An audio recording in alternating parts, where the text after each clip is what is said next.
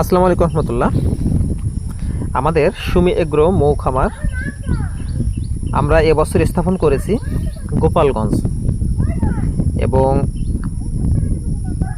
আমাদের খামার স্থাপন করার পরে আমাদের খামারে যে স্থানটিতে আমরা স্থাপন করেছি ওই স্থানটি পানি উঠে যাওয়ার সম্ভাবনা রয়েছে, যে কারণে আমরা আমাদের খামারগুলা উঁচা করে দিচ্ছি। বেশ কয়েকদিন ধরে আমরা আমাদের এই কার্যক্রম পরিচালনা করছি।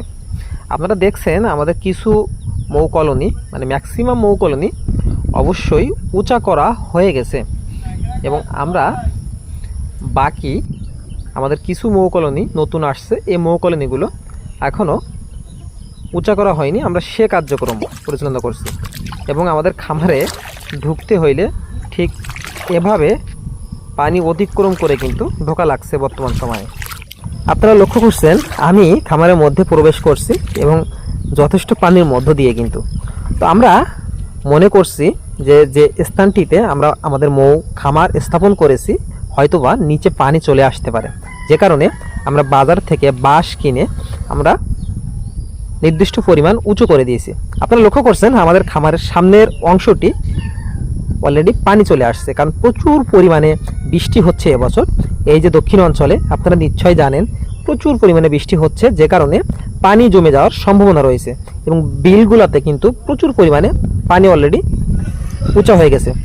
এবং আমরা পিছনের যে আমাদের মৌ কলোনিগুলা উঁচা করতে বাকি ছিল, আমরা কিন্তু ফাইনালি আমরা সেগুলা উঁচা করে ফেলেছি। আপনারা লক্ষ্য করছেন ঠিক এভাবেই আমরা কাঠ মাটিতে গেড়ে আমরা আমাদের মৌ কলোনিগুলো উঁচু করে রাখছি, কারণ এর কারণে পোকামাকড় আক্রমণ থেকে যেমন আমাদের মৌমাছিগুলো রক্ষা পাবে, তেমনি নিচে ব্যাঙ বা পানি আসলেও আমাদের মৌ কলোনিগুলো উঁচাতে থাকবে। এবং এভাবেই কিন্তু আমরা আমাদের মৌ কলোনি স্থাপন করে থাকি। আপনারা লক্ষ্য করছেন আমাদের কিন্তু প্রায় 200 মৌ বক্স এখানে স্থাপন করা হয়েছে।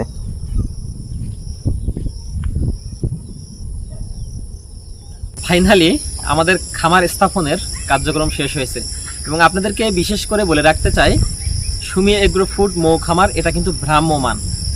যে অঞ্চলে যখন দেশের সর্বত্র যখন যে ফুলটা থাকে আমরা সে ফুল থেকে মধু আহরণ করার জন্য এই ভ্রাম্যমান খামার স্থাপন করে থাকি।